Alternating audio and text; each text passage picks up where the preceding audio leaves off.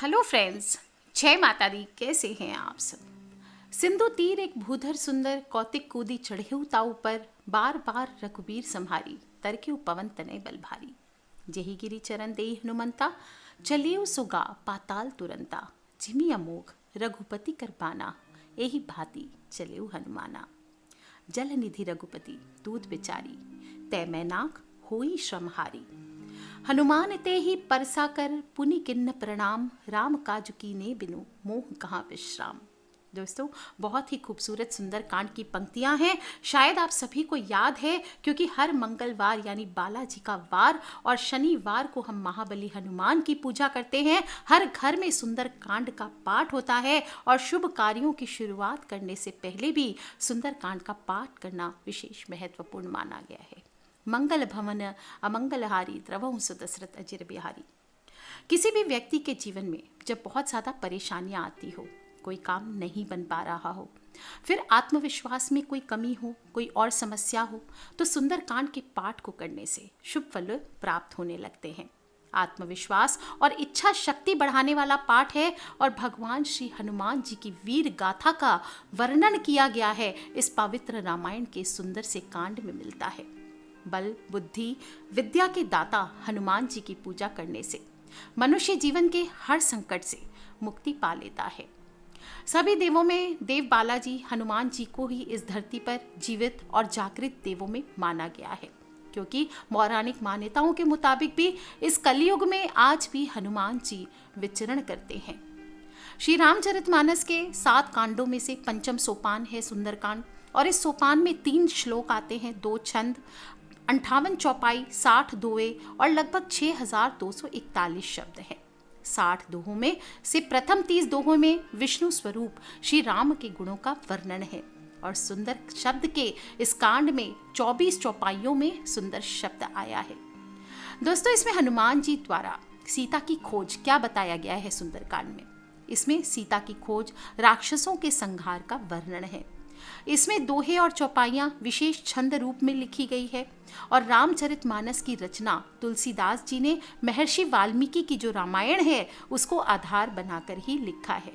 संपूर्ण रामचरितमानस में श्री राम जी के शौर्य और विजय की गाथा लिखी गई है, लेकिन सुंदरकांड में श्री राम जी के भक्त हनुमान जी के बल और विजय का उल्लेख है और इसमें एक सिंपल से भक्त के विजय और सफलता की पूरी गाथा है।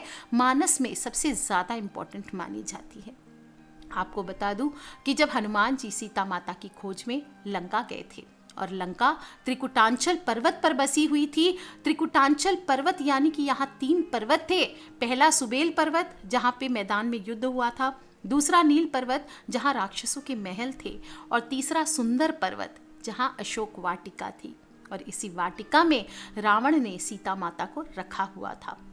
हनुमान जी की भेंट सीता माता से इसी वाटिका में हुई थी। सुंदरकांड में इसी घटना का वर्णन है और सबसे प्रमुख घटना यही घटित हुई थी, यानी सीता मैया और हनुमान जी का मिलन, और इसी वजह से इस कांड का नाम सुंदर कांड रखा गया। जब भी जीवन में बाधाएं बढ़ रही हो, ग्रहों के कारण, विशेषकर शनि और मंगल के कारण संघर्ष करते चले जा रहे हो, खासकर जिन लोगों पर शनि की 7.5 चल रही है, ढैया चल रही है, उन्हें शनिवार के दिन सुंदरकांड का पाठ जरूर करना चाहिए। शनिदेव की कृपा इससे जरूर बरसती है। शत्रु हो, विरोधी हो, आपके जीवन में समस्याएं पैदा कर रहे हैं, मुकदमा चल रहा हो, दुर्घटना हो, किसी प्रकार का बड़ा ऑपरेशन हो, इससे परेशान हो, तो सुंदरकांड का पाठ करें। सुंदरकांड का पाठ करने से मनुष्य को मानसिक शांति मिलती है, नकारात्मक ऊर्जा आपके जीवन से दूर होती है, आत्मविश्वास बढ़ता है। जो स्टूडेंट्स हैं उनकी बुद्धि तीव्र होती है, स्टूडेंट्स के एग्जाम्स में अंक अच्छे आते हैं। अगर बच्चे गलत संगति में पड़ गए हैं जिसकी वजह से वो माता पिता का कहना नहीं मानते, तो भी सुंदरकांड का पाठ खासकर मंगलवार के दिन आपको जरूर करना चाहिए। बच्चे का मन पढ़ाई में नहीं लगता है, पढ़ाई ना करने का बहाना बनाते हैं, तो मंगलवार के दिन सुंदरकांड का पाठ करते समय 7 इमली की पत्तियां ले लें और वो हनुमान जी के सामने रखकर पूजन करें, और पाठ समाप्त होने के बाद पूजा की हुई इमली के पत्तों में लाल चंदन लगा करके बच्चे की पुस्तक में रख दीजिए।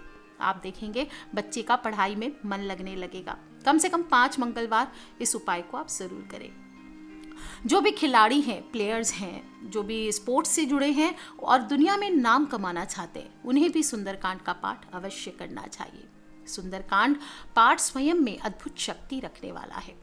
जो भी मनुष्य नियमित रूप से सुंदरकांड का पाठ करता है, वो हनुमान जी की कृपा से किसी भी प्रकार की ऊपरी बाधाओं से पीड़ित हो वो भी ठीक हो जाता है और सक्षम होने लगता है। इस पाठ को करने से दिमागी समस्याओं से मुक्ति मिलती है, मन में शांति आती है, सुकून भरी नींद आती है, घर में तनाव हो तो वो दूर होता है, अज्ञात भय से ग्रसित हैं, घर पे लगता है कोई है कोई है कोई है, तो सुंदरकांड का पाठ कीजिए, आपका भय दूर होगा।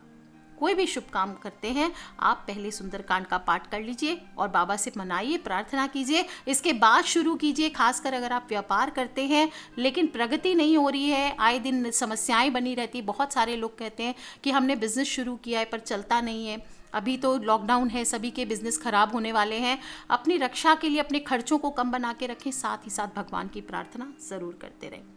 हर मंगलवार को सुंदरकांड के दोहे का संपुट लगा करके अगर आप सुंदरकांड का पाठ करते हैं, आप देखेंगे कि व्यापार में प्रगति होने लगती है। मंगल भवन या मंगलहारी द्रवों सो दशरथ अजिर बिहारी, आप इसको लगा करके आप संपुट कर सकते हैं, या फिर जय सिया राम जय जय सिया राम, जय सिया राम जय जय सिया राम, इस प्रकार से संपुट लगा करके आप पाठ करें। मंगलवार हो, शनिवार हो, इस दिन यूजुअली परंपरा है, ऐसे तो आप रोज कर सकते हैं पाठ, और विश्वास के साथ, पूर्ण आस्था के साथ जब भी करें। ऐसा नहीं कि मन में कोई शंका रख करके पाठ करेंगे।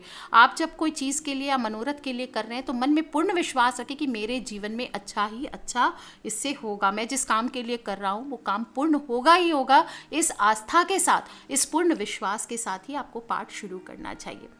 यूजुअली 2 से 3 घंटे का समय आदमी जो भी अपने अपने पढ़ने के तरीके पे डिपेंड करता है, शांति से करें, पूर्ण ध्यान आपके पास समय हो तो ही आपको पाठ में बैठना चाहिए।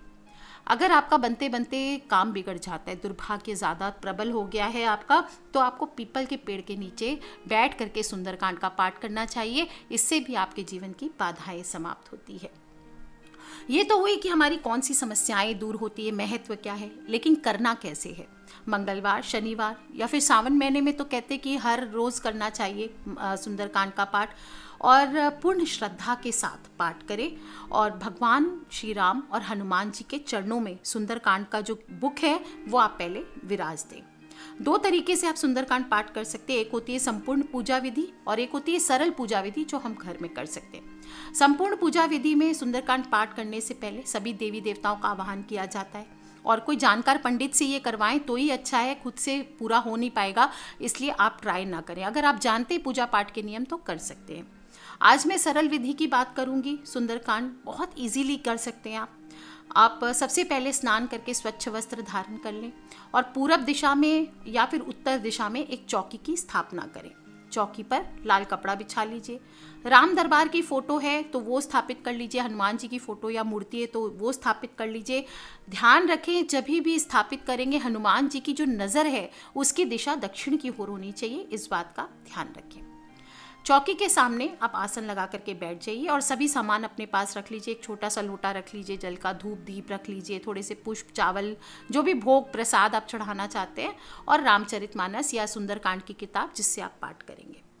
हनुमान जी और श्री राम जी की फोटो या प्रतिमा पर पुष्पमाला चढ़ाएं, पुष्प चढ़ाएं, घी का दीपक प्रज्वलित कीजिए, धूप आदि कीजिए। सभी, अगर आपके पास राम दरबार की फोटो है तो उसमें जितने देवता हैं सबको आपको तिलक करना चाहिए। रामचरितमानस को तिलक कीजिए और अक्षत अर्पित कीजिए। थोड़ा मीठा अर्पित करें, मीठे में आप गुड़ चना लड्डू जो इच्छा हो भोग लगा सकते हैं। थोड़े जल के छांटे दे दें और आप इसके बाद पाठ शुरू करने से पहले सबसे पहले गणपति देव की जय ऐसे करें, अपने गुरु का ध्यान करें, अपने पितृ का स्मरण करें, फिर 3 बार जय श्री राम जय श्री राम जय श्री राम करके श्री राम का स्मरण करें। फिर हनुमान जी को प्रणाम करके सुंदरकांड का पाठ प्रारंभ करें। पाठ खत्म हो, पूरा ध्यान आपका पाठ में ही होना चाहिए। बीच बीच में बोलना, इधर उधर देखना करना, बीच बीच में रुकना, ये आपको नहीं करना चाहिए। पाठ को पूर्ण तरीके से उसमें समर्पित होकर के ही पाठ करें तो ही ये ज़्यादा अच्छा रहता है। पाठ खत्म होने के बाद हनुमान जी की आरती ज़रूर करें, श्री राम जी की आरती करें, और पाठ में भाग लेने वाले जितने लोग हैं, अगर आप लोग ग्रुप में कर रहे हैं तो आरती और प्रसाद सभी को देना चाहिए। ध्यान रखें, कुछ मिस्टेक्स नहीं करनी है। सुंदरकांड शुरू करने के पहले हनुमान जी और रामचंद्र जी का ध्यान ज़रूर करना चाहिए और आवाहन ज़रूर करें। इसके बाद ही आपको पाठ प्रारंभ करना चाहिए और उनकी विदाई ज़रूर करें। जब पाठ पूर्ण हो जाए तो उनको हाथ जोड़ करके विदा करें कि हमारा पाठ संपूर्ण होता है, आप अपनी विदाई लें। और इसके बाद जो सुंदरकांड है उसको लाल कपड़े में श्रद्धापूर्वक लपेटकर पूजा स्थल में या जो भी आप जहाँ पे विराजमान करते हैं वहाँ विराज दें। सुंदरकांड का पाठ बिना अशुद्धि के लयबद्धता के साथ मध्यम स्वर में करना चाहिए। देखिए, कोई भी पाठ जब हम करते हैं तो स्वर का बहुत बहुत डिपेंड करता है। कुछ पाठ होते हैं जो इतनी धीमे स्वर में करना चाहिए जो हमारे खुद के कानों तक ना सुने। कुछ पाठ होते हैं जो मध्यम स्वर में करना चाहिए जो सिर्फ हमारे कानों तक पड़े।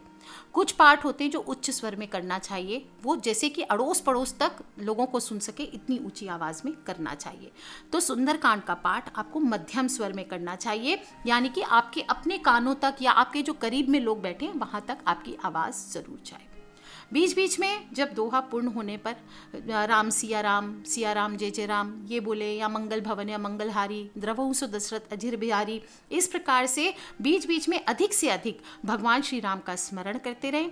ध्यान दें, जितना ध्यान अधिक आप रखेंगे सुंदरकांड में, भगवान श्री राम का नाम साथ में लेते रहेंगे, उतना ही अधिक आपको जल्दी लाभ मिलेगा। सुंदरकांड का पाठ जब पूर्ण हो जाए तो प्रसाद आपको ज़रूर भोग लगाना चाहिए। ऐसा नहीं करना चाहिए, लोग कहते हैं मैंने पाठ पूरा कर लिया, सुंदरकांड का दिया जला करके हो गया। नहीं, भोग ज़रूर रखें और पाठ पूर्ण होने के बाद प्रसाद सभी में वितरित करके खुद भी लें। जिन दिनों में आप सुंदरकांड का पाठ करते हैं उन दिनों में या तो उपवास रखना चाहिए या कम से कम सात्विक आहार ग्रहण करें। नॉनवेज काफ़ी लोग खाते हैं, वो कहते हैं कि हम घर में पाठ कर सकते हैं, नॉनवेज खाते हैं, कर सकते हैं आप घर पे, लेकिन ध्यान रखें आप नॉनवेज खा करके पाठ ना करें और उनका जो आसन है या जहाँ पर बैठ के पाठ करेंगे वो जहाँ नॉनवेज बनता है उस स्थान से कम दूरी पर हो।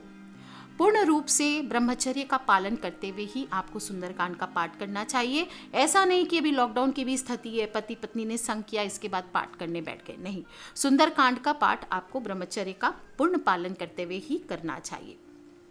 जितने भाव से अर्थ से इसका पाठ करेंगे उतना आपको ये फलदायी होगा। जो लोग भी पीरियड्स आदि में हैं वो कम से कम 5 दिनों तक सुंदरकांड का पाठ बिल्कुल ना करें और अच्छी तरह से सुंदरकांड इन पाठ विधि के नियमों से आप करते हैं, धार्मिक विधि से, तो आप देखेंगे कि आपके जीवन में बहुत सारी कठिनाइयाँ अपने आप दूर हो जाती है। जो लोग पूरा पाठ करने का समय नहीं निकाल पाते वो 11 चौपाइयों का पाठ भी रोजाना कर सकते हैं। कौन से 11 चौपाई है, मैं वीडियो के एंड में लिंक दे देती हूँ, वो आप देख लीजिए दूसरे वीडियो में। वो 11 चौपाइयों का आपको पाठ करना चाहिए। इससे आपके बड़े से बड़े कार्य सिद्ध होते हैं और हनुमान जी से विशेष आशीर्वाद की प्राप्ति होती है।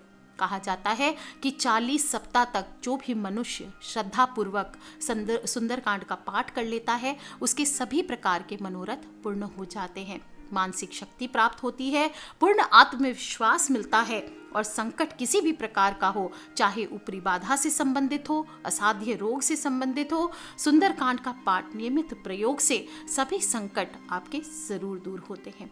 ऐसा जातक सभी प्रकार से सुखों को प्राप्त करता है और सदैव प्रसन्न रहता है। पारिवारिक कलह हो, रोग से मुक्ति हो, नकारात्मक शक्ति से छुटकारा हो, व्यवसाय में उन्नति हो, सभी में सुंदरकांड पाठ आपको बहुत बहुत लाभ देता है। लॉकडाउन की स्थिति है, ऐसे में मंदिर जाना पॉसिबल नहीं है तो अपने घर में ही बैठ करके आप सुंदरकांड का पाठ कीजिए। समय भी व्यतीत होगा, भगवान के सानिध्य मिलेगा और जो मौका कभी सालों से शायद नहीं आया होगा कि बहुत सारा समय है आपके पास खाली, इस समय का आप यूटिलाइज करें। हनुमान जी से जागृत देवता हैं उनसे कनेक्ट कीजिए और जो लोग भी नौकरी आदि नहीं है, कर्ज आदि से परेशान है, उनको विशेष रूप से इस मौके का लाभ उठाते हुए सुंदरकांड का पाठ जरूर करना चाहिए। ध्यान रखें, सुंदरकांड के पाठ के विषय में और भी कोई प्रश्न अगर आपके मन में हो तो आप मुझे वीडियो के नीचे लिख के बिल्कुल पूछ ले और किसी भी तरह के प्रश्न हो प्लीज़ पूछिए, लेकिन सुंदरकांड से related. Take care friends, love you all, जय माता दी, बम बम भोलेनाथ की। इस लॉकडाउन में सेफ रहें, स्टे होम करें, किसी के कॉन्टैक्ट में ना आए, बाकायदा डिस्टेंस मेंटेन करके रखें, अपने हाथों को बार बार सैनिटाइज करें और लालच में पड़ के गैदरिंग्स में बिल्कुल ना जाएं। Take care friends, love you all, जय माता दी, बम बम भोलेनाथ।